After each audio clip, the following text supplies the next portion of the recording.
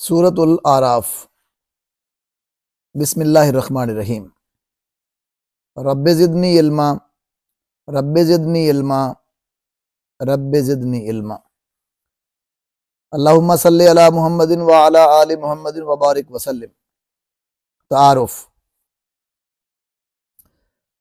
سورۃ الاعراف 8ویں پارے سے شروع ہو رہی ہے اور سب سے طویل مکی سورت ہے۔ ترتیب تلاوت کے لحاظ سے اس سورہ مبارکہ کا نمبر 7 ہے اور ترتیب نزول کے لحاظ سے اس کا نمبر 39 ہے۔ اس سورت میں 206 آیات ہیں اور 24 رکوع ہیں۔ سورۃ الاعراف کی آخری آیت سجدہ ہے۔ اس سورہ مبارکہ کا نام اس کی آیت نمبر 46 میں لفظ الاعراف سے اخذ کیا گیا ہے۔ اعراف جنت اور دوزخ کے درمیان ایک بلند مقام ہے جس پر ایسے لوگ ہوں گے جو اہل جنت اور اہل دوزخ کو ان کی علامات کی بنا پر پہچانتے ہوں گے۔ سورۃ الانعام اور سورۃ الاعراف کا زمانہ نزول بھی قریب قریب ہے۔ مرکزی موضوع۔ سورۃ الاعراف کا مرکزی موضوع عقیدہ توحید، رسالت اور آخرت کا اثبات ہے۔ قرآن مجید کا منزل من اللہ کی طرف سے نازل کردہ ہونا اور اللہ تعالیٰ کی طرف سے نبی کریم خاتم النبیین صلی اللہ علیہ وسلم کو حوصلہ اور تسلی دینا ہے۔ بنیادی مضامین۔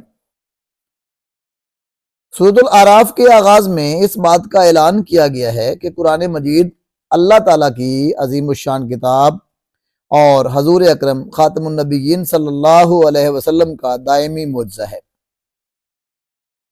سورت کے آغاز میں قصہ آدم اور ابلیس کو تفصیل سے بیان کرتے ہوئے مشرکین مکہ کو غرور اور تکبر سے بچنے کی تلقین کی گئی۔ سورۃ الاعراف میں اخلاقی خوبیاں بیان کی گئی ہیں اور نبی کریم خاتم النبیین صلی اللہ علیہ وسلم کو ارشاد فرمایا گیا ہے کہ عفو و درگزر سے کام لیجیے۔ سورۃ الاعراف کی آیت نمبر 157 اور 158 میں نبی کریم خاتم النبیین صلی اللہ علیہ وسلم کی نبوت اور رسالت کی افاقیت اور عالمگیریت کا بیان ہے۔ سورۃ الاعراف میں اس بات کا تذکرہ ہے کہ شیطان انسان کو مختلف اطراف سے بہکاتا ہے۔ سورۃ الاعراف کے آخر میں قرآن مجید کی تلاوت کے آداب کا بیان ہے کہ جب قرآن مجید پڑھا جائے تو اسے غور سے سنو، خاموش رہو تاکہ تم پر رحم کیا جائے۔ مشقی معروضی سوالات اور ان کا حل، درست جواب کا انتخاب کریں۔ سوال نمبر 1 ہے، مقام اعراف موجود ہے، 4 آپشن میں سے صحیح جواب ہوگا جنت اور دوزخ کے درمیان۔